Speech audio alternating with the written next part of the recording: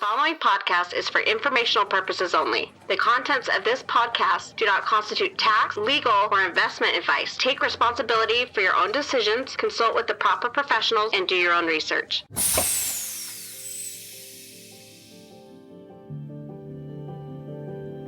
Hey IQers, this is GRTiQ. Recently, we've been adding transcripts to every release of the podcast, and we're also going back in time and adding transcripts to prior episodes. So if you're a longtime listener of the podcast or just getting started, be sure to visit grtiq.com/podcast for transcripts for today's episode and all the great ones that came before it. Roger that.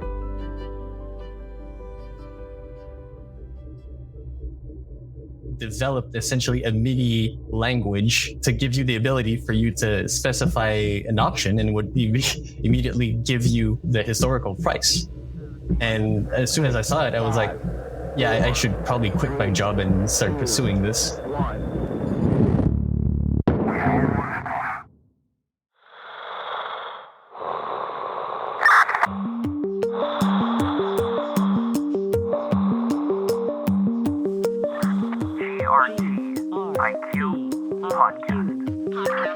We're like astronauts, floating in the space of time, lost between the past and future.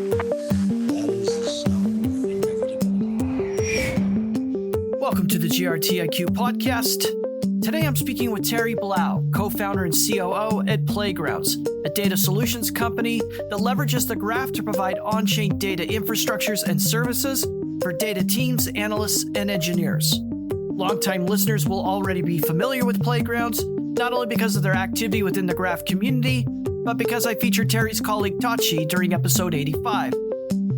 Playgrounds recently released the Playgrounds API, a novel solution that's aimed at streamlining the user experience with the graph's decentralized network. I invited Terry to come onto the podcast to talk about the release and to share more information about what Playgrounds has been working on over the past year. During this interview, we talk about Terry's background and his journey into Web3, why he left his job to go full-time on Playgrounds, and a lot more. As always, we start the discussion talking about Terry's educational background.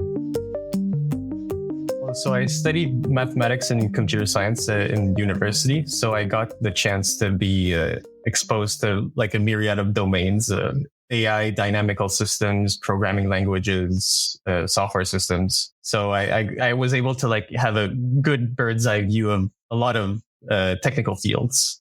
This relationship between mathematics and computer science is coming up a lot on the podcast. And maybe it's because I'm naive and I just don't understand people with technical backgrounds, but that association, that's a strong correlation and it sort of leads people into technology. I mean, is that the right way to think about it? Well, personally, I think that there are more like two facets of the same coin, as in there are both domains that are held together by logic in that sense. So I would say they are more than related. There are more like two ways of thinking about the same thing. So for example, I think of math as a family of languages that more or less build on top of each other. You essentially use these languages to describe relations between well-defined objects in an unambiguous way. And because of the relations and definitions need to be consistent, you can learn a lot about what you are studying just by looking at the language or the structure of the language that you use to describe it. And then you can make clear arguments and conclusions that are, like, if correct, irrefutable.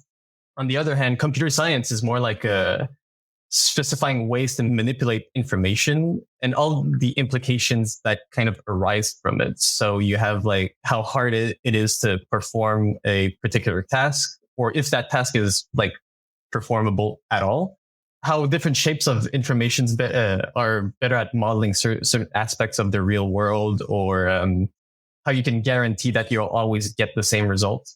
Or another way, maybe like an oversimplified way to like think about it is if you consider a mathematical statement as kind of a way to describe a whole map all at once, well then computer science or algorithms rather are specific step-by-step instructions to get from one point to the other within that map.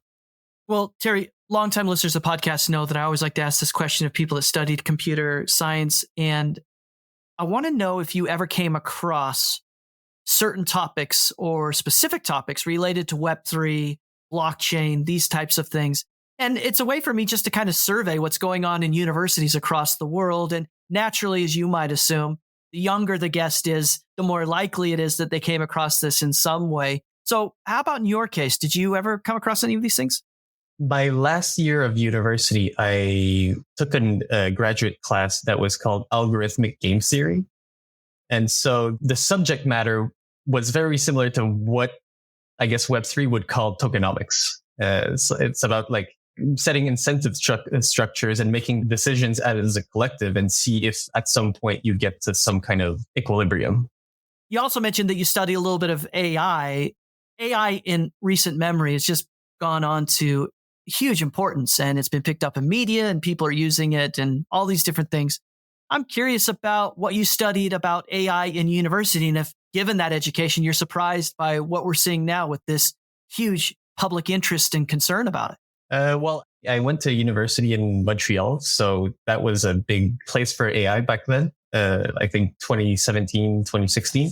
And funny enough, I specialized a bit in natural language processing, but back then the deep learning models weren't as sophisticated. They weren't as big as they are today. So you couldn't have a real almost conversation the same way that you use ChatGPT today. So it would be more used for classifying sentences, gauging the tone of a sentence, stuff like that. But today, the AIs are a lot more like extracting some kind of shapeless substance from like all the text on the internet, and then using that substance as a pure knowledge that you can then give a shape in whatever way you want. So I knew it was coming, but I was very surprised at how fast it came.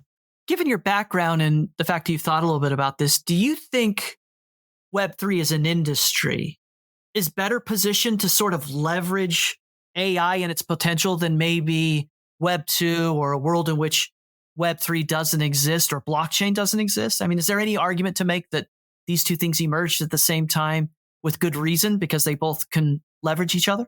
I think there are both very different ways of handling information. Like one is more like dealing with a common, very specific context that we share, while the other is more like some kind of a background of common knowledge instead of like a specific state that we know, like how much I owe you or you owe me. So, but in that sense, you could imagine that blockchain could control the interfaces between AIs and how AIs could be used in production. But luckily enough, the graph in particular, I think would be very well placed to take advantage of it. In the end, you could imagine social media is like a blockchain, but then you can use an indexer to index what is being said on social media and then make it available the same way that the graph makes index blockchain data available. We'll have to double click on that maybe a little bit later in the interview. Before we get to some of those things, I want to go back to your story arc here. So you're studying computer science, studying mathematics. What did you intend to do with your education after you completed university? Well, I didn't really intend to do anything. I was more pushed into it. I would say I was very uncomfortable with the fact that almost everything around me before I got to university, almost everything around me felt like black boxes. And like every black box, like finances, computers, governments, law, all of that, taken in isolation, you can kind of understand what it does. But there didn't seem to be a completely unified, coherent way to think about all of it at the same time. And if there was, I wouldn't have the ears to actually hear the way to think about it. So I went into math and computer science because I felt it would allow me to meaningfully engage with all of these topics at the same time. So math and computer science for you was a way to open these black boxes of kind of specialized knowledge or understanding of the world, from finance to economics and everything else? Well, like when you think about it, like almost all of the processes that the world runs on, in the end, are efforts to make them as well defined as possible to be able to make them reliable. And the more reliable they are, the more you can build on top of them. So like you have like pyramids of like reliability building on top of each other. And I guess that's basically our society today. The GRTiQ podcast is made possible by a generous grant from the Graph Foundation. The Graph Grants program provides support for protocol infrastructure, tooling, dApps, subgraphs, and community building efforts. Learn more at thegraph.foundation. That's thegraph.foundation.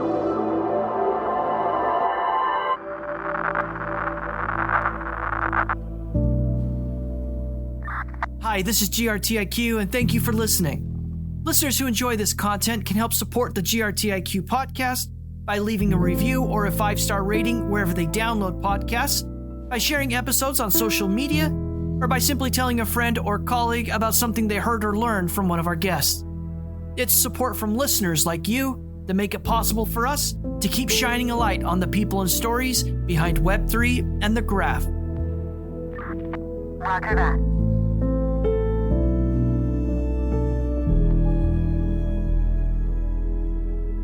Okay, Terry, so then when was it that you first became aware of or interested in crypto then?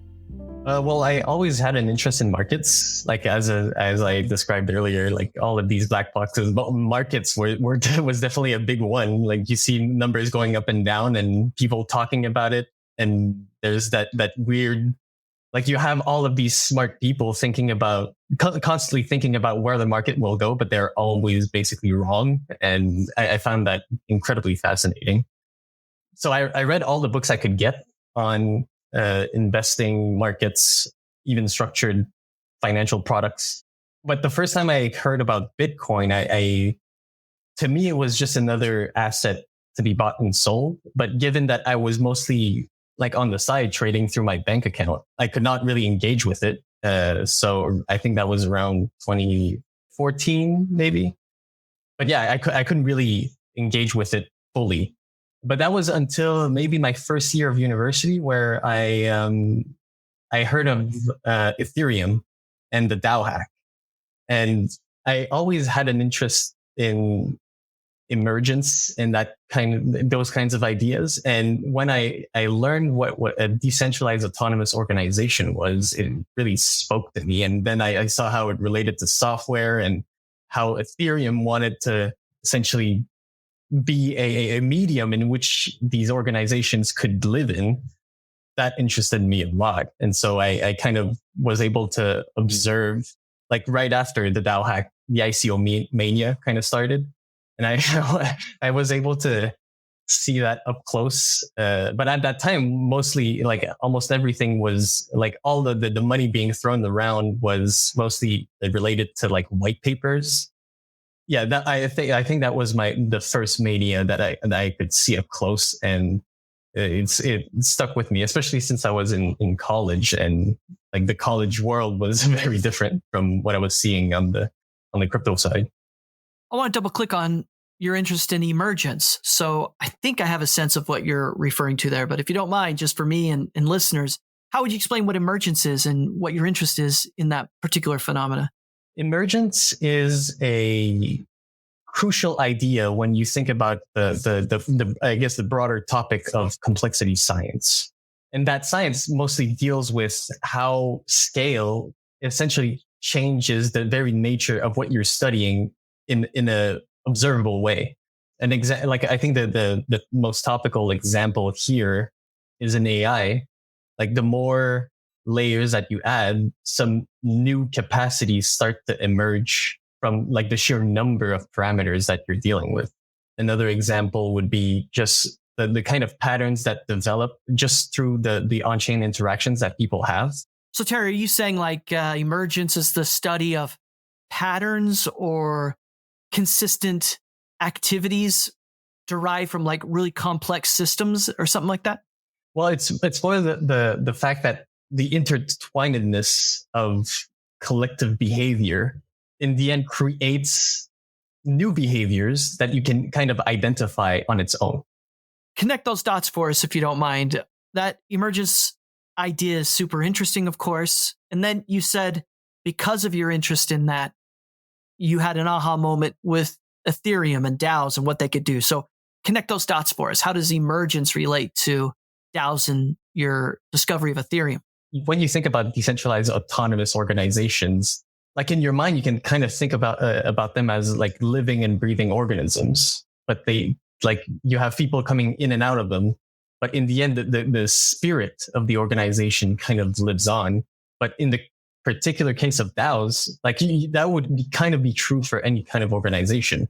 But in this specific case of DAOs, they are almost cybernetic entities where you have like groups of people behaving together and directing this whole collective in one way or another. But it all happens in software. At the very least, it's represented in software. Terry, as you described also your interest or familiarity with crypto, beginning with Bitcoin, you saw it as a speculative asset, and then you became aware of Ethereum, you stumbled across DAOs, and you started to build some conviction for the underlying tech, I guess, or the disruptive nature of what's happening in Web3. Talk us through that a little bit, because that's another common thread, right? People become aware of crypto via Bitcoin. They see it as a speculative asset. And then at some point, they become aware of Ethereum, and it's a light bulb moment for them where they see something different. Talk to us about that experience for you. I would say that it wasn't exactly a light bulb for me. It was more of a very gradual process, like while I was in university and like a bit after too. But mostly I came to the conclusion that I didn't really feel that blockchains were technological revolutions in as much as they were more of a reimagining of how administration is done. If like the internet and computers were at the core of this new way of doing administration. So you could imagine like accounting, finance, legal agreements, all of that. Like if you redesign it from scratch with the internet at its core, changes a lot about how organizations work, how they interact with each other, and how communication happens across them. So if we consider what happened before, kind of an example here, double entry bookkeeping. If we consider what happened before double entry bookkeeping, where people would basically do their best by writing lists of stuff to keep track of inventory. Like as soon as the operation becomes too complex, you start making mistakes, and these mistakes propagate like across the system pretty quickly, and they become impossible to correct. So when double entry bookkeeping became a thing, you essentially had a way to check your math as you were doing it. And so you could catch errors pretty quickly and stamp them out. So, and that allowed essentially the creation of organizations that are a lot bigger in scale. We can think of like nation states or the East India Company. But with blockchain, basically everything is automated. Even the math checks itself as the transactions are processed. And also you divorce any one organization from these processes, so it can outlive, like the processes can outlive the organizations that created them. So the complexity of what can be achieved is almost limitless. In that sense, I think blockchains will keep growing and their histories will keep expanding by us just essentially doing business on top of them. And the graphics ecosystem as a whole will essentially serve as a way to contextualize, interpret, and model all of that information in the actionable knowledge. Well, Terry, I appreciate that overview, and a lot of interesting things there we're going to talk more about. But before we do, and longtime listeners of the podcast know I'm about to ask this, but do you see Web3 as like a natural evolution, like a next step in the evolution of how we build and use technology?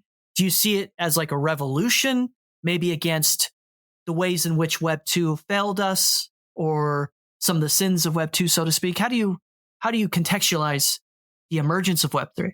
I think I wouldn't say it's a revolution in technology, but I would say it's a revolution in administration, really.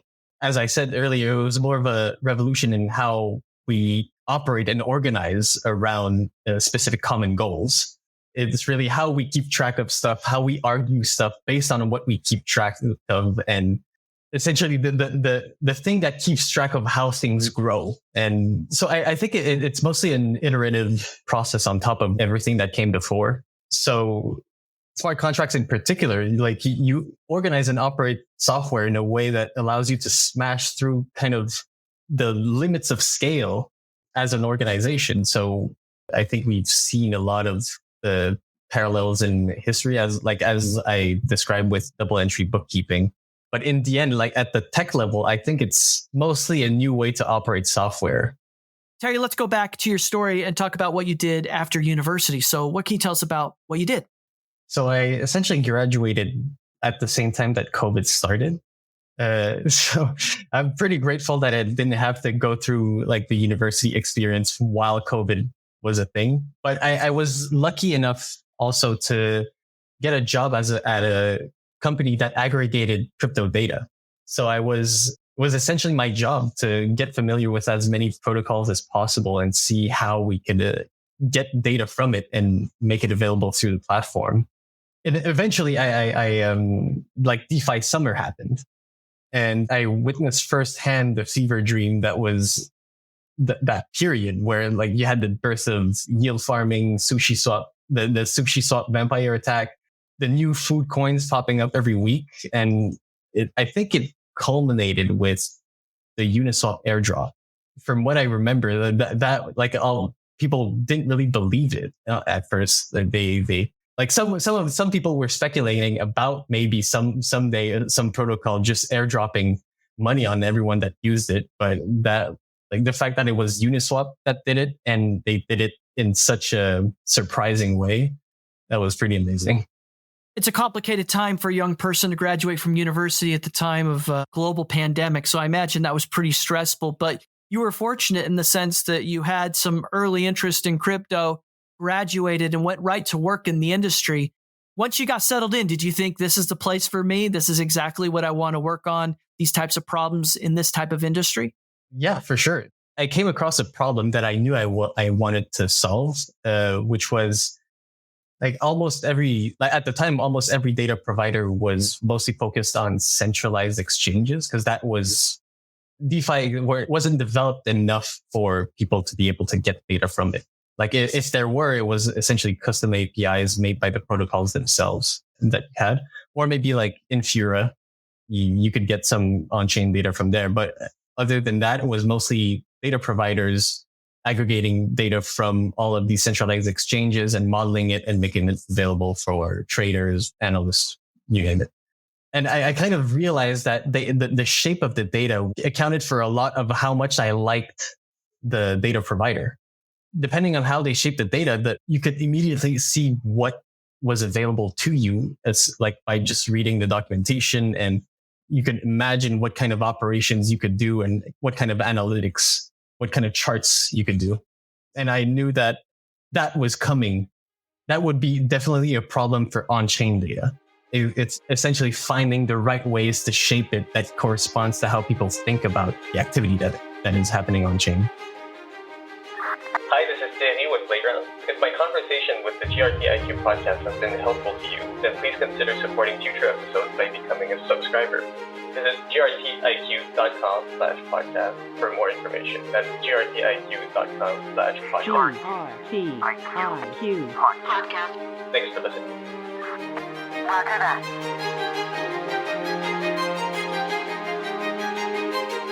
Well, Terry, you and I are speaking today because eventually you make your way to Playgrounds and go to work with the team there. And longtime listeners of podcasts know that for episode 85, I interviewed Tachi, and Playgrounds has been doing a lot of cool stuff in the space. We're going to double click a lot on that. But before we do, what's the backstory between you finding the team and helping launch Playgrounds? So while I was working at that data aggregator, I stumbled upon the graph and I thought it was very interesting, but I didn't know exactly what to do with it yet. Like given the problem that I wanted to solve that I described earlier, as soon as I saw the graph, I was like, well, this is almost like the problem is almost solved, you know? So I immediately went to my friend and Stouffer, the CTO and co-founder too. At that time, we were very interested in that protocol called Open, which was essentially a protocol for on-chain options, but like something that is very necessary to be able to like truly operate within an options setting is you need to know like what was the historical price of that option. And so I went to my friend and was like, well, I know that the graph indexes on-chain data and we need historical option prices. So maybe there's something to do there. And he came back essentially the next day and he had developed essentially a MIDI language to give you the ability for you to specify an option and would immediately give you the historical price. And as soon as I saw it, I was like, yeah, I should probably quit my job and start pursuing this. But it was not Playgrounds. What we started was Protein Labs. And we pursued that language. We even got a grant from the Graph to pursue it. But we realized that not everyone wants to learn a new language. It's pretty hard to do, and the benefits weren't that clear. So we decided to rewrite it in Python, a language that like almost all data people will be pretty familiar with. And we took all of what we learned from the language, which was a bit closer to functional programming and used pretty advanced features to make everything seamless, but you still had to learn it, which was pretty difficult. So we were working on this language, and we were trying to find use cases for it. One day I stumbled upon the Olympus DAO Discord, and I went into their data channel, and I just posted, "Oh, hey, like, does anyone like how do you guys fetch on-chain data? Do you know about subgraphs? Like, how do you operate?" And Tachi is the one who responded, and we immediately hit it off. And this is essentially when I realized that the language we were developing was probably not the best. And so we decided to port it to Python. And today we brought all of the features that we thought were interesting, and we rewrote it in Python, which is today Subgrounds. So like with this new Python library, you could essentially scan the shape of a subgraph and then take the entities from it and make them available from within your Python program. So whenever you want to write queries, you could just use these objects in a very intuitive way and produce and execute these queries and have the responses well formatted into like a neat table, formatted into a pandas data frame. That is usually the main format that the data science use to perform all kinds of analytics. Terry, for listeners that may not be familiar with Playgrounds, what it is, how it works, can you just give us a brief introduction, help us understand what the team's building? So we're a team of engineers that with a mission to essentially make on-chain data as accessible and intuitive as possible. And we decided essentially to build everything on top of the graph because naturally, like as the main indexing layer for blockchains, it was pretty natural to do so. And so, as I said, we have the open Python open source library that we released that essentially is a very Pythonic way to interface with subgraphs. And more recently, we released the Playgrounds API, which is essentially another portal to the decentralized network that would allow you to query it without the need for a crypto wallet or managing GRT. So who's the target user for Playgrounds then? You're building on top of the graph. The graph has indexers and developers that are using it. So who is Playgrounds trying to target and serve? So I think it would be useful for anyone who wants to get data quickly, but especially for those who aren't necessarily crypto native and come from a more traditional business world and don't have the experience with on-chain interactions, or where organizations don't really have the setup to deal with tokens, whether that's accounting wise or regulatory wise. And normally, in order to get data from a decentralized network, you would have to acquire the GRT and load it into the billing contract. And more recently, even though the graph came out with the banks of service, where you could essentially pay for GRT with a credit card and the GRT would be allocated to you. But we wanted to simplify it even more, where you could start getting data from the network with just an email address. And so you wouldn't have to think about having a crypto wallet or managing GRT. So in that sense, we recuperate a bit of the experience of the hosted service on the decentralized network. And you can start for free. As soon as you create an account, you get 5,000 queries a month. And so that's a great way to get started and access the most comprehensive source of on-chain data. Well, as listeners know, I already had Tachi on the podcast before, but I've been keeping an eye on the Playgrounds team and super curious about what you're working on and building. And this recent release of the Playgrounds API certainly caught my attention. If you don't mind, can you just double click on what the Playgrounds API is and why people should be excited or interested in what you're doing? Well, so it's our way to increase the accessibility of the Graph network by packaging its offering in a form that is closer to the experience that you would have with a more traditional data provider. The ultimate goal is to boost the adoption of the decentralized network to a new audience and a more analytics and data focused audience instead of the usual dApp developer and protocol developer. And it'll become even more useful when the Graph starts adding more services to the network, like the Firehose and substreams, and eventually maybe some AI stuff. So users will be able to leverage all of that world of data services with the same way that they would get data from any other service like CoinGecko or Nonsen. For listeners that are interested in trying it out, checking out what you guys are building, what's the best way for them to do it? The best way would be, if you're familiar with Python, would be to install subgrounds and start querying any subgraph that you want. And if you want to query the decentralized network, I would encourage you to go to the playgrounds.network website and create an account, and you can get started querying immediately. Terry, I think I asked this question to Tachi. I certainly want to ask it to you. It's this question about the graph becoming somewhat of a platform for innovation. So you said there, and I know Tachi said this, that Playgrounds is building on top of the graph. And it sort of then makes the graph a platform which builders and innovators can use to create new business models and do some of the cool things you're doing. So what does that say about how the graph fits into Web3 and its importance for the industry? Well, I think the graph will essentially become a crucial layer for every blockchain. An indexing mechanism is necessary for like any blockchain, even though the blockchains themselves are super transparent. The composability of the smart contracts and being able to use the same tokens in different contracts and how like the transactions can chain a lot of these functions. You have no real way, like unless you're very technical, to parse out all of that information.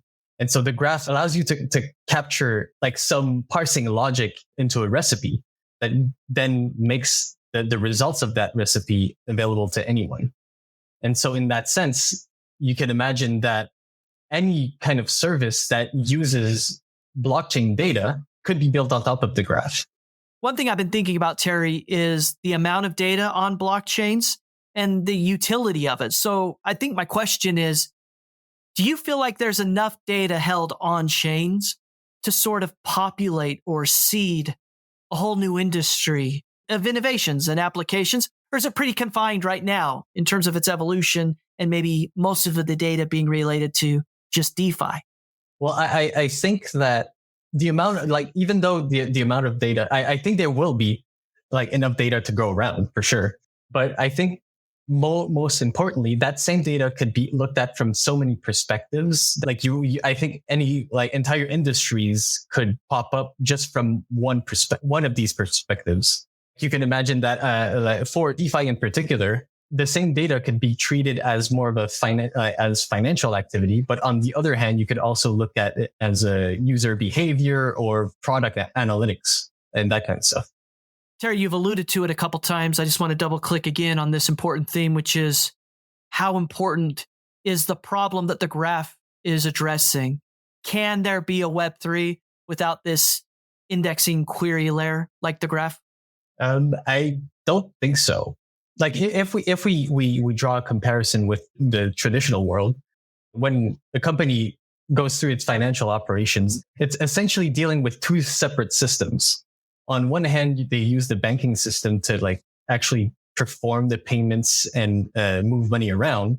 But on the other hand, you have the accounting world where they deal with the receipts, invoices, and all that kind of stuff. But both really don't speak to each other. And so that's why like there's an entire aspect of accounting that is dedicated to essentially reconcile both. And if we bring that back to blockchain, you can imagine that it's essentially having the banking system, but without the accounting, and so there's no real way to actually understand what is happening and how we got there without something like the graph to make all of the current state of blockchain, but especially its history available to anyone. And the last question I want to ask you is about milestones or things you're watching for. So as Web3 tries to gain wider adoption, more traction throughout the world, what are you paying most close attention to, or what are you watching for?